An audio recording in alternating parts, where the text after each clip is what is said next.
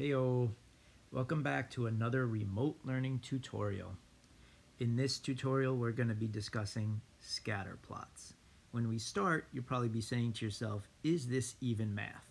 Well, it is, and eventually you'll see how and why. So we're going to take a look at some statements and see if the first part of the statement has any effect on the second part of the statement. And so it either is going to have a positive effect, meaning when one of the things changes, the other one changes with it. A negative effect, when one changes, the other changes in the opposite direction. Or no effect, meaning one does not relate to the other in any way and doesn't affect it. So the number of hours a person is driven and the number of miles driven. Does it have a positive effect, meaning that the hours driven affects the number of miles? A negative effect, meaning the hours driven makes it less miles maybe? Or does it have no effect at all, meaning it does not matter how many hours a person has driven? It doesn't have any effect on the number of miles they've gone. Well, in this case, usually the number of hours a person is driven, the further they will go. Regardless of what speed they're going, if you keep driving for more time, then you will drive further.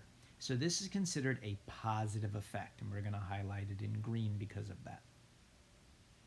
Here's another statement. The age of a car and the value of that car. Now, we're not talking about some sort of classic automobile that as it gets older gets more expensive. We're talking about most cars. And in the case of the age of a car, the older a car gets, how is the value of that car affected? So if it was a positive effect, then you'd be saying the older a car gets, the more value it has. A negative effect, the older a car gets, the opposite happens, the lower the value of the car. Or no effect, the older the car gets has no effect on the value of the car. Well, as most people understand, that the older a car gets, the less the value of the car. So the more years a car has been around, that number keeps going up, the amount of money the car is worth goes down. So we're going to consider that a negative effect and highlight that in red. Statement 3. The number of siblings a student may have being compared to their grade in math. So if it has a positive effect, that would mean the more siblings you have, the higher your math grade. If it had a negative effect, the more siblings you have, the lower your math grade. Or no effect, meaning the number of siblings has no effect on your math grade.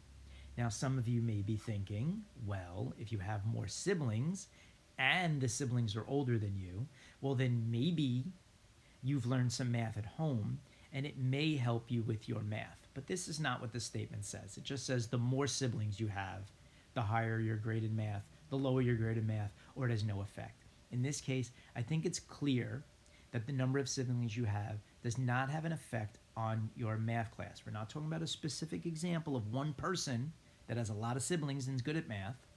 We're talking about in general. So we're going to call that no effect. Statement 4.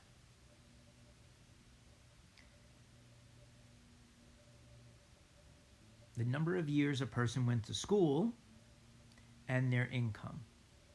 So now, once again, this is a general statement.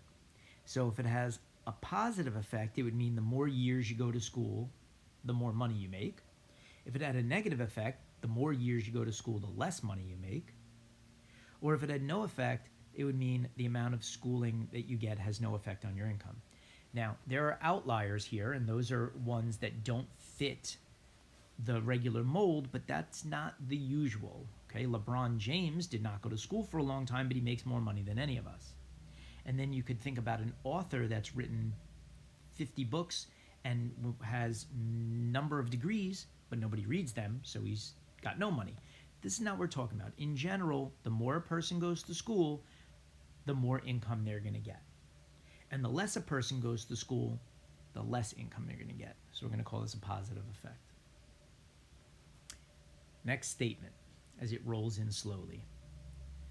Okay, so we have the number of apps that you've downloaded onto your phone, and we're going to compare that in a statement to the amount of space still available on your phone. Obviously, we're talking about like hard drive space. In the case of phones, you're talking about like the amount of space that's left. If you have an iPhone, then they're always telling you you have a little bit of space left. If it's a positive effect, we're saying the number of apps you have downloaded on your phone increases with the space increasing. A negative effect would mean the number of apps increasing would be less space left on your phone, and no effect would mean no matter how many apps I download, the number of gigabytes or megabytes left on my phone does not get affected. Now, in this case, I think most of us would agree the more you download stuff on your phone, the less space you have. Or you could say it in reverse. The less stuff you download on your phone, the more space you have. Because these are inverses, we're going to call this a negative effect. As one goes up, the other goes down. Okay, I believe this is the last statement. The age of a house being compared to the number of people living in that house. So now, is there an effect, and if so, is it positive or negative? If it's a positive effect, we're going to say as one variable goes up or down, the other one goes with it.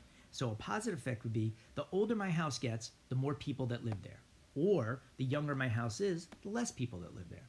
A negative effect would mean they go in opposite directions, like the older my house is, the less people living there, or the younger my house is, the more people living there. And no effect means how old a house is has no effect on the number of people living in that house.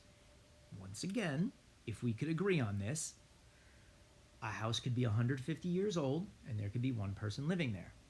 A house could be 7 years old and there could be one person living there. The amount of people living in the house is not affected by the age of the house, so we're going to consider this to be a yellow one, and we're going to call this no effect whatsoever. Now, how does this relate to math or scatter plots for that matter? Well, here's an example of a scatter plot. A bunch of dots are being put on a graph to show some kind of relationship. Notice how they all sort of form into a line and they're close together. That's a positive relationship because as one of the variables goes up, the other one is going up also. Let's take a look at another one. In this case, it seems to be going down, but again, all of the points are in a general location near each other. See the way we can circle them basically in the shape of a line, but it's one variable is going down as the other one is going up. So that's going to be an example of a negative relationship. And think for yourself, a negative relationship was like the one with the more I download apps, the less space I have on my phone. Now let's take a look at this one over here. These dots don't seem to be in any way related to each other. So this would be like the age of a house and how many people live in it. The information can wind up anywhere. It could be a really old house with a few people living in it or a lot. Now in this one, it's a positive relationship because as one variable goes up, the other one does. It's not as tightly packed as the other one, but we're still going to call it a positive correlation, but just not a strong one. This is going to be a weaker positive correlation because as one variable goes up, the other one does, but the data is not tightly packed into one spot. Now taking a look at the next one over here. This is an example of a weak negative correlation. In this case, the data is sort of grouped together, and as one variable goes up, the other one goes down, but the dots are not very close together. So we're going to call that a weak negative correlation. And if you remember from the questions that we just did, a negative correlation would mean when one variable goes up, the other one goes down. And let's take a look at this last one over here. They appear to be unrelated at all, like the age of a house and the amount of people living in it, or the number of siblings you have in your grade in math. So the data winds up just anywhere on the plot. If it's still confusing you a little bit how those statements had anything to do with the scatter plots themselves, well, we're going to get into that more, so it should be less confusing as we move on. For today, all I wanted to do is make a general introduction. to how variables can relate to each other and if there is a correlation.